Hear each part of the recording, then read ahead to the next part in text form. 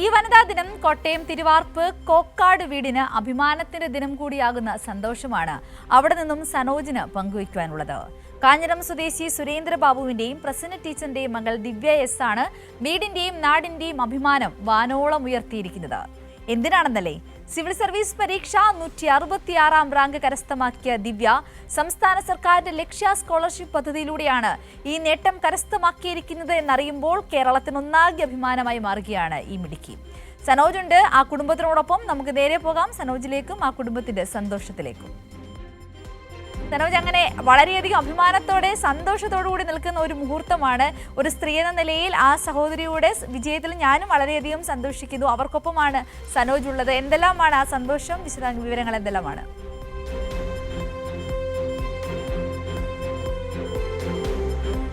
തീർച്ചയായിട്ടും ഈ വനിതാ ദിനത്തിൽ ഈ കുടുംബത്തിന് സന്തോഷിക്കാൻ ഏറെ വകയുണ്ട്. കാരണം അവരുടെ ഇളയ മകൾ സുരേന്ദ്രബാബുവിൻ്റെയും പ്രസന്ന ടീച്ചറിൻ്റെയും ഇളയ മകൾ ദിവ്യ സിവിൽ സർവീസ് പരീക്ഷയിൽ 166 റാങ്ക് കരസ്ഥമാക്കിയിരിക്കുന്നു. അപ്പോൾ 3 പെൺമക്കളുടെ നടുവിൽ ഒരു പുരുഷൻ ഇങ്ങനെ ഇരിക്കുകയാണ്. അപ്പോൾ വനിതാ ദിനത്തിൽ ആ പുരുഷനോട് തന്നെ നമുക്ക് ചോദിക്കാം, ഈ വനിതാ ദിനത്തിൽ ഇങ്ങനെ ഈ 3 സ്ത്രീകളുടെ നടുവിലിരിക്കുമ്പോൾ അഭിമാനം തോന്നുന്നുണ്ടോ? തീർച്ചയായിട്ടും അഭിമാനമുണ്ട്. അത് തന്നെ സംഭവം. എന്താണ് ഈ അഭിമാനത്തിൻ്റെ കാരണം? നമ്മുടെ കുട്ടിയെ ഇതുപോലെ ഒരു സിവിൽ സർവീസിൽ വന്നതിൽ എനിക്ക് നമ്മുടെ നാട്ടുകാർക്കും എനിക്കും എൻ്റെ കുടുംബത്തിനും എല്ലാവർക്കും ഭയങ്കര സന്തോഷമാണ്. അതെങ്ങനെ പറഞ്ഞറിയിക്കണമെന്ന് അറിയില്ല. അതേമാതിരിയുള്ള ഒരു സംഭവമാണ് ഇപ്പോൾ ഉള്ളത്. ബാബുച്ചേട്ടനൊരു എക്സ് സർവീസാണ് അല്ലേ? അപ്പോൾ അവിടെ നിന്നുമാണ് ഈ 2 മക്കളെ പഠിപ്പിച്ചത്. എങ്ങനെയായിരുന്നു മക്കളുടെ ഒരു പഠനമൊക്കെ? ഞാൻ പഠിച്ച പട്ടാളത്തിൻ്റെ അതേ സ്റ്റൈലിലാണ് ഡിസിപ്ലിൻ്റെ പിള്ളേരെ കൊണ്ടുപോയത്. അവർക്ക് അവരുടേതായ ഇത് വന്നപ്പോൾ ഞാൻ അവരുടെ കൂടെ കൂടി. അതാണ് ഉള്ള ഏറ്റവും വലിയ മെയിൻ കാര്യം. കുട്ടികൾ പഠിക്കാൻ താല്പര്യം കാണിച്ചപ്പം ഞാനും അതിൻ്റെ കൂടെ കൂടി. ഇന്ന് വല്ല മോക്ക് വേണ്ട എന്നാണല്ലോ 2 പേർക്കും എന്താണ് അത് എവിടം വരെ പഠിപ്പിക്കാവോ അവിടം വരെ ഞാൻ പഠിപ്പിച്ചു. അങ്ങനെ ഒരു പട്ടാളച്ചിട്ടൊന്നും പഠനത്തിൽ അച്ഛനുണ്ടായിരുന്നു എനിക്ക് തോന്നുന്നില്ല അല്ലേ? ഇല്ലില്ല. ഞാൻ ഇപ്പം തിരുവനന്തപുരത്തേക്ക് പോകുമ്പോൾ ഞാൻ എപ്പോഴും ഓർക്കും, എന്നെ എന്നും റെയിൽവേ സ്റ്റേഷനിൽ അവിടെ നിന്ന് ട്രെയിൻ കയറ്റി വിട്ടിട്ടേ പോകത്തുള്ളൂ. അപ്പം എല്ലാ ദിവസവും എല്ലാ പരീക്ഷയും ഓരോ ഘട്ടത്തിലും എന്നെ വിളിച്ചിട്ട് എന്തുണ്ടായാലും എല്ലാ ദിവസവും വിളിക്കും. എല്ലാ ദിവസവും വിളിച്ചിട്ട് പറയും, ഒന്നുകൊണ്ടും പേടിക്കേണ്ട, പപ്പ ഇവിടെ ഉണ്ടെന്ന് പറയും. അപ്പം ഞാൻ അന്നേരം ഞാൻ ആലോചിക്കും, ഇപ്പം എങ്ങനെയാണ് പരീക്ഷ പാസ്സാവണ്ടേ എന്നിങ്ങനെ ആലോചിക്കുമ്പോഴത്തേനും പപ്പ പക്ഷേ എല്ലാ ദിവസവും വിളിച്ച് 2 കാര്യം ചോദിക്കുള്ളൂ: ഭക്ഷണം കഴിച്ചോ, എല്ലാവരും അവിടെ ഉണ്ടോ, പിന്നെ ഒന്നുകൊണ്ട് പേടിക്കണ്ട, പപ്പ ഉണ്ട്. രാജ്യത്തിൻ്റെ അതിർത്തി കാത്തതുപോലെയാണ് മകളുടെ കാര്യത്തിൽ. അതാണെന്ന് തോന്നുന്നു. പിന്നെ എപ്പോഴും നമ്മളെടുത്ത് പറയായിരുന്നു, ചെറുപ്പം മുതലേ പറയായിരുന്നു, അതായത് എപ്പോഴും ഒരു ജോലി വാങ്ങണം. അതായത് 2 പേരുടെ അടുത്തും, അതായത് ബാക്കി ഞങ്ങളുടെ കസിൻസ് ആണെങ്കിലും എല്ലാം പെൺകുട്ടികളാണ് ഇവിടെ കൂടുതൽ. അപ്പം എല്ലാവരുടെ അടുത്തും പറയുന്ന ഒരു കാര്യം എന്ന് പറഞ്ഞു കഴിഞ്ഞാൽ എല്ലാവരും പഠിക്കുക, ഇഷ്ടമുള്ള ജോലി വാങ്ങിക്കുക, ഇൻഡിപെൻഡൻ്റ് ആവുക, സ്വന്തമായിട്ട് സമ്പാദിക്കുക, സ്വന്തമായിട്ട് സന്തോഷത്തോടെ ജീവിക്കുക. ഇതായിരുന്നു എപ്പോഴും പറയാം. ഈ സിവിൽ സർവീസ് നേടിയ പല ആളുകളുടെയും ബാക്ക്ഗ്രൗണ്ട് നോക്കുമ്പോൾ പഠിക്കാൻ അത്രത്തോളം വലിയ ഉന്നതരായിട്ടുള്ള ആളുകളൊന്നും ആയിരുന്നില്ല. പ്രത്യേകിച്ച് എൻ്റെ നാട്ടുകാരായിട്ടുള്ള അൽഫോൺസ് കണ്ടതാണ്. അദ്ദേഹം 10ാം ക്ലാസ്സിൽ കഷ്ടിച്ച് പാസ്സായി സിവിൽ സർവീസിലേക്ക് എത്തിയ ആളാണ്. അപ്പം ദിവ്യയും ഈ താഴ്ന്ന ക്ലാസ്സിൽ 10ാം ക്ലാസ്സിലാണെങ്കിലും പ്ലസ് ടുവിലാണെങ്കിലും എല്ലാ പരീക്ഷകൾക്കും A+ ഒന്നും മേടിച്ച് അങ്ങനെ വലിയ പഠനം നടത്തിയ ആളായിരുന്നു. അല്ലല്ല, ഞാൻ 10ാം ക്ലാസ്സിലുമൊക്കെ എനിക്ക് 8A+ഉം പ്ലസ് 2 വരുമ്പോഴത്തേനും 3A+ഉം. പിന്നെ അതിനേക്കാളും ഞാൻ പറയുകയാണെങ്കിൽ എൻ്റെ കോളേജിലേക്ക് വരുമ്പം ഞാൻ പഠിച്ചത് RIT-ലാണ്. ഞാൻ സത്യം പറയുകയാണെങ്കിൽ എനിക്ക് തോന്നുന്നു ഒരു 5th സെമ്മും 8th സെമ്മും ഒഴികെ ബാക്കി എല്ലാ സെമ്മിലും ഓരോ സപ്ലിയും വെച്ച് വാങ്ങിച്ചുകൊണ്ടിരുന്നത്.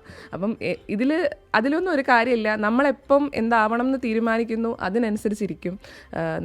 നമ്മളൊരു കരിയർ ചൂസ് ചെയ്ത് കഴിഞ്ഞാൽ അതിനുവേണ്ടി നമുക്ക് എഫേർട്ട് ഇടാൻ നമ്മൾ തയ്യാറാണെങ്കിൽ, നമ്മൾ വിശ്വസിക്കുന്നുണ്ടെങ്കിൽ നമുക്ക് എപ്പോൾ വേണമെങ്കിൽ എങ്ങനെയാണെങ്കിലും നമുക്ക് അത് നേടിയെടുക്കാൻ സാധിക്കും. അതിൽ ഫുൾ മാർക്ക് വേണമെന്നോ അല്ലെങ്കിൽ ഇത്ര ഫുൾ മാർക്ക് അല്ലെങ്കിൽ ഫുൾ A+ കിട്ടിയാലോ ഈ പരീക്ഷ പാസ്സാവുകയുള്ളൂ എന്നൊന്നുമില്ല. നമ്മൾ എന്തുമാത്രം ഹാർഡ് വർക്ക് ചെയ്യാൻ തയ്യാറാണ്, നമ്മൾ എന്തുമാത്രം നമ്മൾ വിശ്വസിക്കുന്നുണ്ട്, അതിൻ്റെ അടിസ്ഥാനത്തിലായിരിക്കും ഇതെല്ലാം നമുക്ക് നേടാൻ സാധിക്കും. ഈ സംസ്ഥാന സർക്കാരിൻ്റെ ലക്ഷ്യ എന്ന സ്കോളർഷിപ്പ് പദ്ധതിയും കൂടെ ദിവ്യയ്ക്ക് ലഭിച്ചുവെന്ന് അറിയാനിടയായി.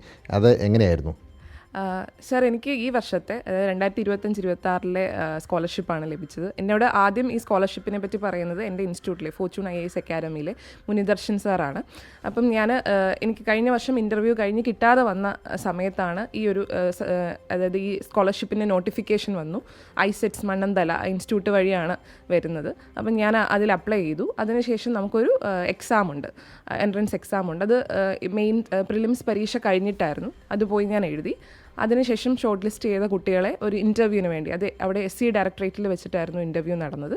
അവിടെ വെച്ച് ആ ഇൻ്റർവ്യൂ നടത്തി. ആ ഇൻ്റർവ്യൂവിന് ശേഷം മാർക്ക് അടിസ്ഥാനത്തിൽ നമുക്ക് റാങ്ക് ലിസ്റ്റ് വന്ന് ഏകദേശം 60ഓളം കുട്ടികൾക്കാണ് ഈ ഒരു സ്കോളർഷിപ്പ് കിട്ടിയത്. ആ സ്കോളർഷിപ്പ് പ്രകാരം നമുക്ക് എവിടെയാണെങ്കിലും കേരളത്തിനുള്ളിലോ പുറത്താണെങ്കിലും ഏത് ഇൻസ്റ്റിറ്റ്യൂട്ടിൽ വേണമെങ്കിലും പോയി ജോയിൻ ചെയ്യാം. ഞാൻ ഫോർച്യൂണിൽ തന്നെയാണ് വീണ്ടും പോയി ജോയിൻ ചെയ്തത്. അപ്പോഴേക്കും ഞാൻ പ്രിലിംസ് പാസ്സായിരുന്നു. അപ്പോൾ എൻ്റെ മെയിൻസ് ക്ലാസ്സസും പ്രിപ്പറേഷനും കാര്യങ്ങളുമായിട്ട് മുന്നോട്ട് പോയിക്കൊണ്ടിരിക്കുകയാണ്. അപ്പോൾ ഈ ഒരു സ്കോളർഷിപ്പ് കിട്ടുക എന്ന് പറഞ്ഞു കഴിഞ്ഞാൽ SC/ST വിഭാഗത്തിൽപ്പെട്ട കുട്ടികൾക്ക് അതൊരു വലിയൊരു സഹായമാണ്, വലിയൊരു പ്രചോദനമാണ്. കാരണം നമുക്ക് അവിടെ പഠിക്കാനായിട്ട് ഇതുപോലുള്ള ഒരു കോഴ്സ് ചെയ്യാൻ ഒരുപാട് കാശ് ചിലവാകും. അപ്പം അതിനുള്ള ഫുൾ എമൗണ്ടും സർക്കാർ തന്നെ ആ ഇൻസ്റ്റിറ്റ്യൂട്ടിലേക്ക് നൽകുന്നതായിരിക്കും. അപ്പോൾ നമുക്ക് അവിടെ ഫ്രീ ആയിട്ട് തന്നെ പഠിക്കാം.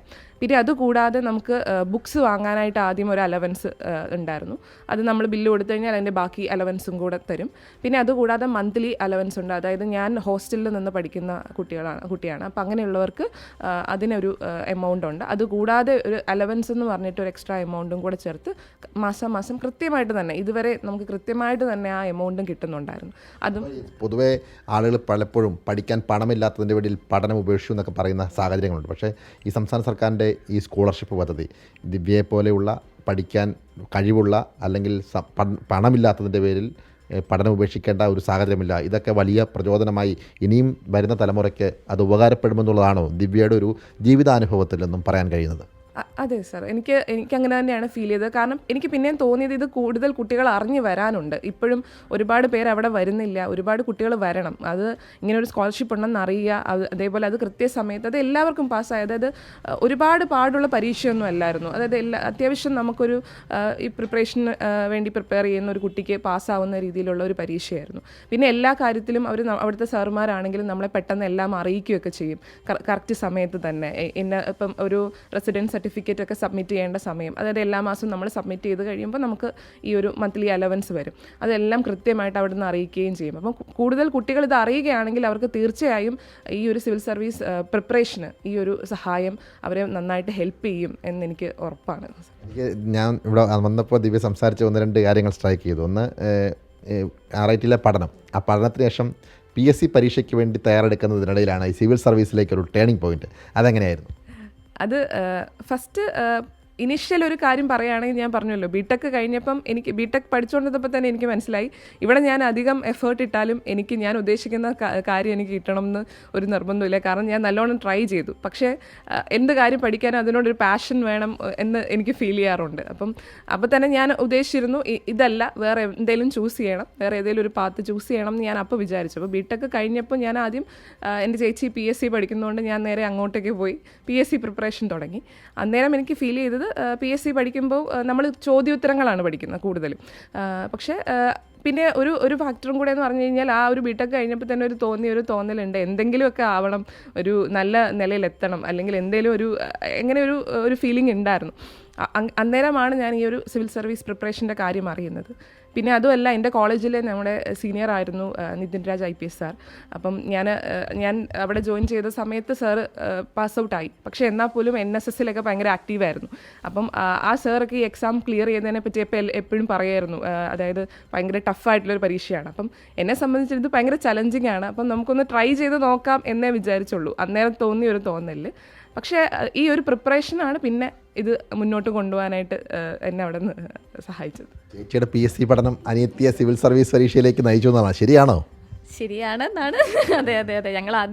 ഞാനും MSc കഴിഞ്ഞിട്ട് PSC പഠിക്കാനിരിക്കുകയായിരുന്നു. എനിക്കും ഇതുപോലൊരു സ്ഥിരമായൊരു ജോലി വേണമെന്നായിരുന്നു ആഗ്രഹം. പപ്പ എപ്പോഴും പറയുമായിരുന്നു, 18 വയസ്സ് കഴിയുമ്പോഴേ പറയും PSC അപ്ലൈ ചെയ്യണം, എഴുതണം, എന്തെങ്കിലും ജോലി മേടിക്കണം എന്ന് പറയുന്നു. അപ്പം അങ്ങനെ ഒരു ആഗ്രഹം എനിക്കും ഉണ്ടായിരുന്നു. എനിക്കും PSC പഠനം ഇഷ്ടമായിരുന്നു.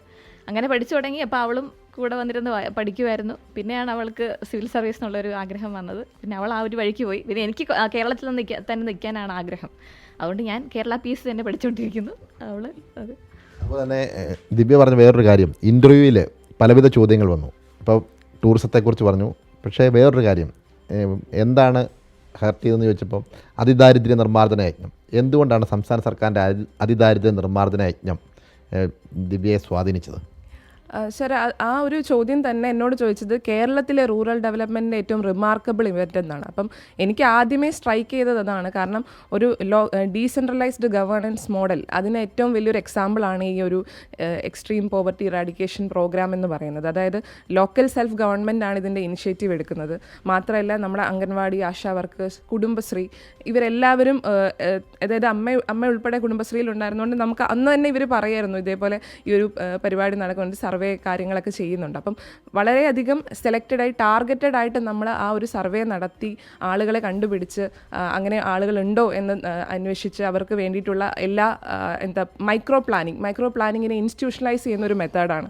അതായത് പ്രോപ്പറായിട്ടുള്ള ഷെൽട്ടറാണോ അതേപോലുള്ള ഫെസിലിറ്റീസ് ആണോ കിട്ടാനുള്ളതെന്ന് കൃത്യമായി മനസ്സിലാക്കി ഒരു ഡേറ്റയുടെ സപ്പോർട്ട് കൂടി നമ്മൾ ചെയ്യുന്ന ഒരു കാര്യമാണ്. അത് ശരിക്കും പറഞ്ഞു കഴിഞ്ഞാൽ അതൊരു നല്ലൊരു മോഡലാണ് എങ്ങനെയാണ് എനിക്ക് ഫീൽ ചെയ്തത്. സംസ്ഥാന സർക്കാരിൻ്റെ എല്ലാ വികസന പ്രവർത്തനങ്ങളെ കണക്കിലെടുക്കുമ്പോൾ ദിവ്യയ്ക്ക് ഏറ്റവും സ്ട്രൈക്ക് ചെയ്ത് അതിദാരിദ്ര്യ നിർമ്മാർജ്ജന യജ്ഞം തന്നെയാണല്ലേ?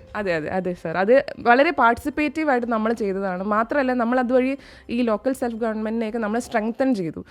കൂടുതൽ കാര്യങ്ങൾ മനസ്സിലാക്കാനായിട്ടും അവർക്ക് തന്നെ പ്ലാനിങ് കൊണ്ടുവന്ന് അവർക്ക് തന്നെ ഇംപ്ലിമെൻറ്റ് ചെയ്ത് ഈ ഒരു നല്ലൊരു റിമാർക്കബിൾ ആയിട്ടുള്ളൊരു അച്ചീവ്മെൻറ്റ് നമുക്ക് നേടിയെടുക്കാൻ സാധിച്ചു. അങ്ങനെ എനിക്ക് തോന്നുന്നു. പ്രസന്ന ടീച്ചർ, ഇന്നലെ അഭിനന്ദന പ്രവാഹമായിരുന്നു. മന്ത്രി വി എൻ വാസവൻ ഉൾപ്പെടെയുള്ള ആളുകൾ ഇവിടെ എത്തിയല്ലേ, എന്തു തോന്നുന്നു? ഒത്തിരി സന്തോഷം. മന്ത്രി വന്നിട്ട് എന്തു പറഞ്ഞു? എനിക്കറിയില്ല എന്താ പറയണ്ടതെന്ന്. മന്ത്രി വന്നിട്ട് എന്തു പറഞ്ഞു? സർ, വളരെയധികം സന്തോഷം, അഭിനന്ദനങ്ങളൊക്കെ പറഞ്ഞു. പിന്നെ എല്ലാവരും അച്ഛനെയും അമ്മേനെയൊക്കെ നന്നായിട്ട് കൺഗ്രാജുലേറ്റ് ചെയ്തു. അതാണ് വളരെ സന്തോഷത്തിൻ്റെ ഒരു മൂർധന്യാവസ്ഥയിലൂടെയാണ് ഈ കുടുംബം കടന്നു പോകുന്നത്. നാടിൻ്റെ നാനാതുറകളിൽ നിന്നും അഭിനന്ദന പ്രഭാഗമാണ്. പ്രത്യേകിച്ച് തിരുവാർപ്പ് പഞ്ചായത്ത് ഏറ്റുമാനൂർ മണ്ഡലത്തിൻ്റെ ഭാഗമാണ്. ഈ ദിവ്യയ്ക്ക് റാഞ്ചി കിട്ടിയെന്നറിഞ്ഞ് ഇന്നലെ മന്ത്രി വി എൻ വാസവൻ ഉൾപ്പെടെയുള്ള ആളുകൾ ഇവിടെ എത്തി ഇവർക്ക് അഭിനന്ദനം അറിയിക്കുന്ന സാഹചര്യമുണ്ടായി. എന്തായാലും ഈ വനിതാ ദിനത്തിൽ ഈ കുടുംബം വലിയ സന്തോഷത്തിൽ തന്നെയാണ്. സിന്ദൂരി. ശരി സനോജ്, നമ്മളും അത് കേൾക്കുകയായിരുന്നു. ആ വാക്കുകളിൽ അവരുടെ സന്തോഷം, ആ കുട്ടിയുടെ ആത്മവിശ്വാസം, മുന്നോട്ടുള്ള പലർക്കും അതൊരു മാതൃകയാവുകയാണ്, അതൊരു പ്രചോദനമാവുകയാണ് എന്ന കാര്യത്തിൽ സംശയമില്ല.